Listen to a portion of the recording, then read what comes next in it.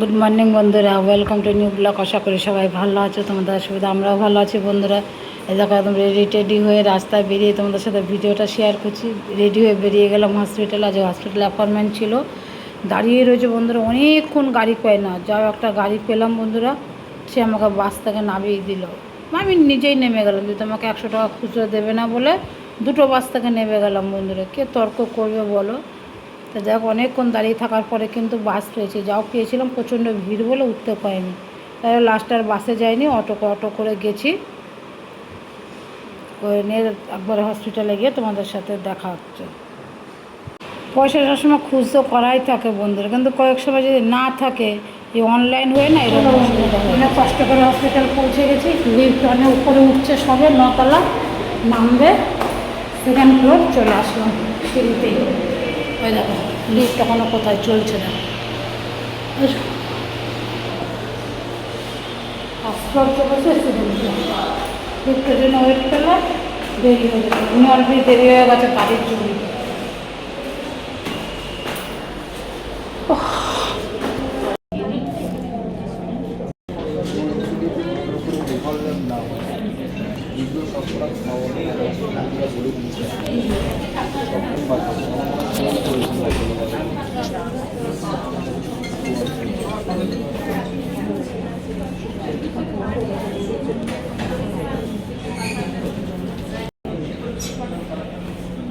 ডাক্তারটা এগুলো বসে আছে, ডাক্তার এখনো আসেনি।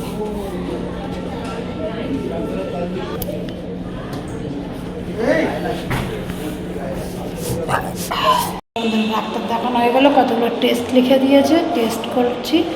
ব্লাড টেস্ট করেছি,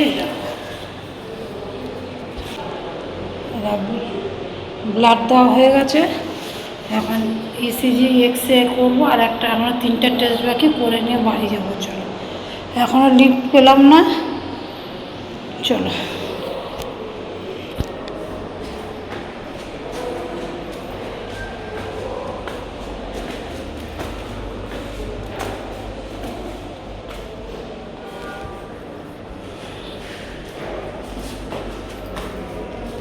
চলো বন্ধুরা, ইসিজি এক্সরে ব্লাড এক বিল্ডিংয়ে হয়ে গেল। এবার আরেকটা রিপোর্ট আছে, অন্য বিল্ডিংয়ে যাচ্ছে, সেখানে যাই। সেই এখনও সেই একই অবস্থা। দুটো লিফটে ওপরে উঠছে বন্ধুরা, সময় লাগবে, সিঁড়িতে নেমে যায়।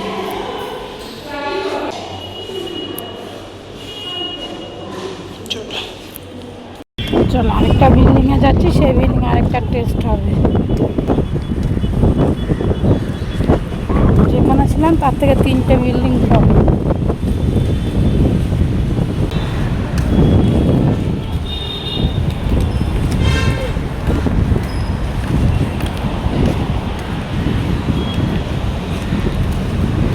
এই বিল্ডিং, তারপরেরটা।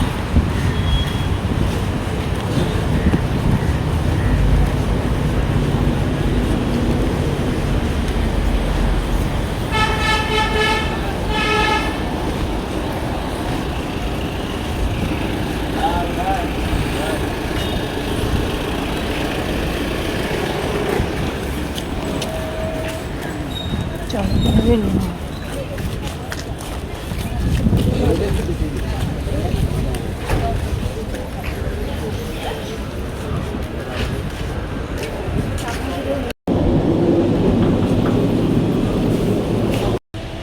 বন্ধুরা, হসপিটাল থেকে চলে এসেছি, এবার আরেক জায়গায় আসলাম। চলো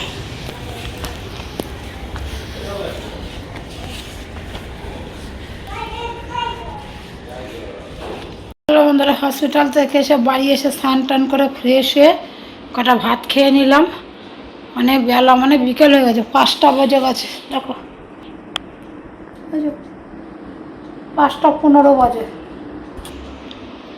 কী আর করবো, সব টেস্টগুলো একদিনে করলাম। 6-7 রকমের টেস্ট করালো, টেস্ট করিয়ে নিয়ে একবারে আসলাম, নাহলে আবার টেস্ট করানোর জন্য একদিন যেতে হতো। যাই হোক, একদিনে করে এসছে, পরে রিপোর্ট নিয়ে ডাক্তারকে দেখাবো। তো এসে খেয়ে যায়নি তো কিছু, তো চা বিস্কুট খেয়ে চলে গেছিলাম বন্ধুরা। খুব খিদে লেগেছিলো। ওখানে কপালে খাবার না থাকলে হয়, ওখানে একটা দোকানে গেলাম, ডিম টোস্ট খাবো বলে দিদি 1/2 ঘন্টা দাঁড়াতে হবে। আর সম্ভব না, 1/2 ঘন্টা, জোর খিদে লেগে গেছে। আর হলো না, তারপরে বাকি আরেকটা টেস্ট ছিল, করে বাড়ি চলে আসলাম। এসে একবার স্নান করলাম, স্নান করেই গেছিলাম, আবার এসে স্নান করলাম। ওই ইসিজি টিসিজি করছে তো, এই একটা এবার লিকুইড দেয় গায়ে, বাবু জানি না, ওই জন্য আবার এসে সাবান দিয়ে ফ্রেশ হয়ে চান করলাম বন্ধুরা। চলে এখন একটু রেস্ট নেই। গুড মর্নিং বন্ধুরা, চলে আসলাম পরের দিন। কালকে কিছু শেয়ার করা হয়নি, তোমাদের সামনে এসে কথাও বলা নেই। যাই হোক, আশা করি সবাই ভালো আছো, তোমাদের সুবিধা আমরাও ভালো আছি। সকালে উঠে গেছি, ছেলে স্কুল যাবে, মেয়ে স্কুল যাবো, রেডি হচ্ছে। তারপরে কাজকর্ম গুছিয়ে না, ওদের টিফিন করবো। ওরা কেউ আজ ভাত খেয়ে যাবে না, সবাই রুটি খেয়ে যাবে, রুটি নিয়ে যাবে বলছে। আটা কাল রাত্রে মাখিয়ে ফ্রিজে রেখে দিয়েছি, ওটা বার করলাম। তারপর ওদের টিফিন করি। আর এখান থেকে কেন যে ভিডিওটা শুরু করলাম তোমাদের দেখাচ্ছি। ওয়েদারটা দেখো, আকাশ কালো করে এসছে। সরোদেরটা আরেকজন এখানে বসে আছে, দেখো কতগুলো ফুল ফুটেছে, দেখো গাছ, এটা দেখানোর জন্য।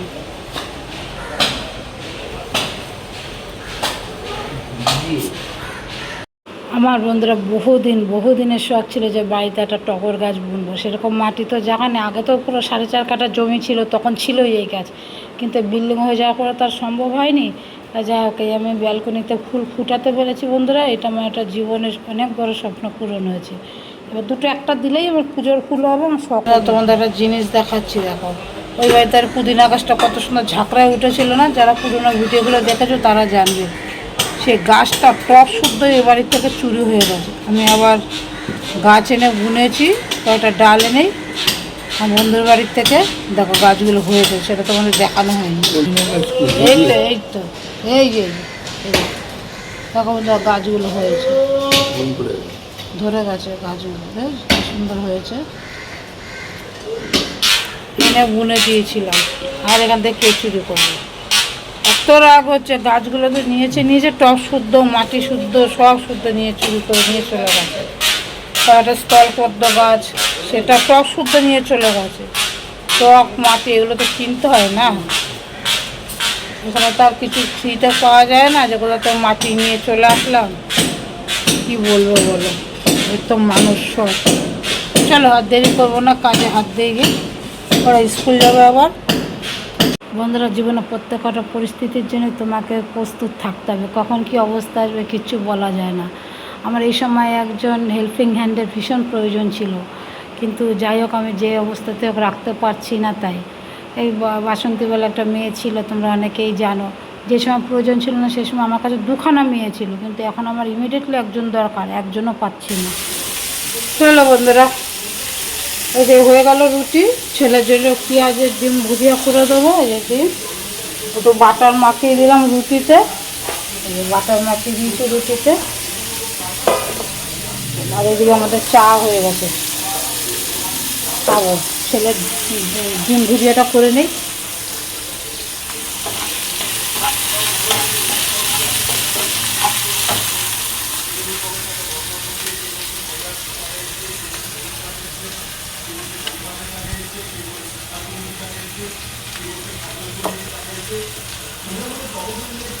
এর মধ্যে দুটো ডিম ভেঙে দেবো।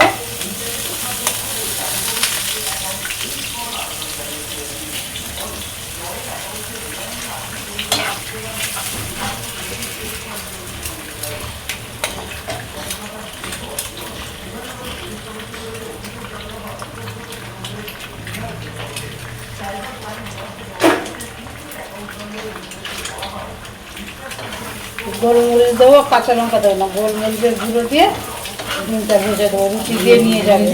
হ্যাঁ, ওই যে বন্ধুরা, ছেলের খাবার দিয়ে দিয়েছি, ছেলে খাচ্ছে। টিফিন গুছানো হয়ে গেছে, মাংসের ঝোল আছে, ঈদের রুটি খাবে।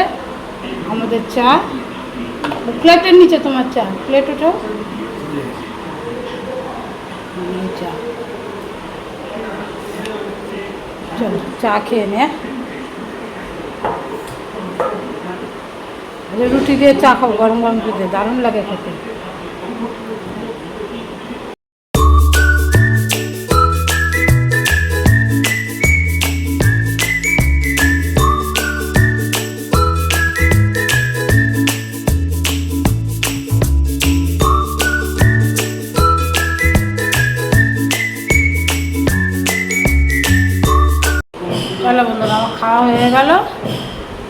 ছেলে খাচ্ছে, স্কুল চলে গেলে আমি বাকি কাজকর্মে হাত দেবো, কারণ জামা কাপড় ভিজাবো, রান্না টান্না করবো। আর হলে কি সেটা জামা কাপড় তো বেরোবে, বৃষ্টির জন্য কি জামা কাপড় পরে থাকবে? একটু রেস্ট নিয়ে 2 মিনিট রেস্ট নিয়ে ছেলে স্কুলে বেরো, আবার কাজে আসবো। আর প্রজেক্ট নিয়ে যাবো আজকে। ছেলে স্কুলে চলে গেল, আমি এবার আমার কাজে হাত দিই। টিভি খুললেই বন্ধুরা কি আর বলবো, খবর আর শোনার মতো এনার্জি লাগে না। কি একটা ঘটনা বারুইপুরের ঘটে গেল, কি আর বলবো। এদের আর কিচ্ছু না, এদের তমনগর বিচার করে শাস্তি দিয়ে দিক, তাহলে এই সমস্ত ক্রাইম, এই সমস্ত আমার বলা ঠিক নয়, অনেকটাই কমবে, মানুষ ভয় পাবে। কিন্তু আমাদের যা বিচার ব্যবস্থা, লাস্টে কিছুই বিচার হয় না।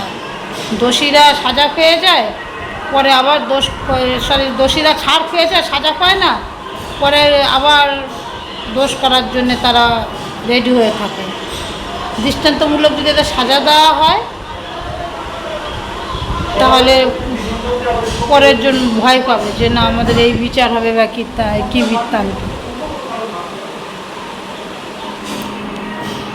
আমাদের আর্জি করা ঘটনাটা বন্ধুরা, আমি ভেলোরে গেছি, ওইখানে ডাক্তাররা পর্যন্ত, ওখানকার বাসিন্দারা পর্যন্ত, ওই যে আর্জি করার ঘটনা যেগুলো কলকাতায়, সেখানকার লোক বাপরে বাপ, মানে একদম কলকাতার বদনাম করে দিয়েছে আর্জি করার ঘটনাটা। যেই শুনছে সেই বাবারা সে আর্জি করে কলকাতা, এখানে যাও সেখানে আর্জি করার ঘটনাটা কি হলো বন্ধুরা, কোনো বিচার হলো, কিছু হলো? এত বড় একটা নৃশংস ঘটনা ঘটে গেল, ঘৃণা জঘন্যতম ঘটনা ঘটে গেল, তার কোনো বিচার হলো না বন্ধুরা। আর আজকে বারুইপুরে বাচ্চা মেয়েটা, তার সাথে এরকম নারকীয় ঘটনা ঘটে গেল। সুতরাং এদের বছরের পর বছর বিচার করে তারপরে সব পড়ে রয়েছে, সরকারের অতিথি হয়ে খাচ্ছে তারা, জেলে বসে না করে এদের একদম দৃষ্টান্তমূলক সাজা দিয়ে দিতে হয়। তাহলে মানে 2-3 বার ভেলোরে গেছি, 2-3 বার ভেলোরে যাওয়ার পরে এই এক ঘটনা, আর্জি করার ঘটনাটা, সেই আর্জি করে কলকাতা। তাহলে কী বলবো, ঠিক আছে চলো, যা হয় হবে, আর কি বলবো। আমাদের তো কোনো হাত নেই, ভগবানের বিচার সবার শেষ, তার আগেও আমাদের আইনের বিচার যদি ঠিকঠাক হয়, তাহলে লোকে ভয় পাবে যে না আমাদের এইগুলো করলে এটা হবে, করতে ভাবে। কিন্তু বিচার আছে তো আমাদের সেরকম, বিচার তো, আইন তো অন্ধ।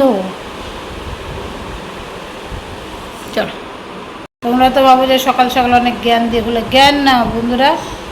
কি কেন আমাদের ঘরেও তো ছেলে মেয়ে আছে, ভয় লাগে, সত্যি কথা বলতে ভয়ই লাগে। মেয়েটা একটু দেরি করে বাড়িতে ফিরলে খালি আজে বাজে চিন্তা হয়, কী হলো না হলো। এরকম ভয়মুক্ত যেমন আমরা পশ্চিমবাংলা পেয়েছি, মানে ভয়মুক্ত হতে চাই একটু পুরোপুরি। নতুন মুখ্যমন্ত্রীর ওপর বন্ধুরা পুরোপুরি বিশ্বাস আছে, এখনও পর্যন্ত বিশ্বাস আছে। আশা করি এর বিচার করবে, আর আমরা আর্জি করার বিচারটাও পাবো বন্ধুরা। কোনোদিন এই নিয়ে মুখ খুলিনি, অনেক দিন ধরে ভিডিও করি, কিন্তু আমাদের মুখ্যমন্ত্রীর ওপরে, এখনকার মুখ্যমন্ত্রীর ওপরে বিশ্বাস আছে, মাননীয় শুভেন্দু অধিকারী মহাশয়ের ওপর। আশা করি আর্জি করার ঘটনার বিচার করবে, সাথে বারুইপুরের এটা তো রইলই। ঠিক আছে চলো, যত বলি ততই কম হয়ে যাবে। পশ্চিমবাংলা থেকে নারকীয় ঘটনাগুলো যেন বন্ধুরা শেষ হোক, এরকম দৃষ্টান্তমূলক শাস্তি দিক মাননীয় মুখ্যমন্ত্রীর কাছে, একটাই রিকোয়েস্ট। চলো বন্ধুরা, ভিডিওটা এডিট করব, এডিট করে তোমাদের জন্য পাবলিশ করব। ভিডিওটা আজ এখানেই শেষ করছি, পরের ভিডিও এরপর থেকেই শুরু হবে। ততক্ষণ সুস্থ থাকবে, সাবধানে থাকবে, অবশ্যই বন্ধুরা পজিটিভ থাকবে। দেখাবে নতুন অন্য কোনো একটা ভিডিওতে। চলো টাটা।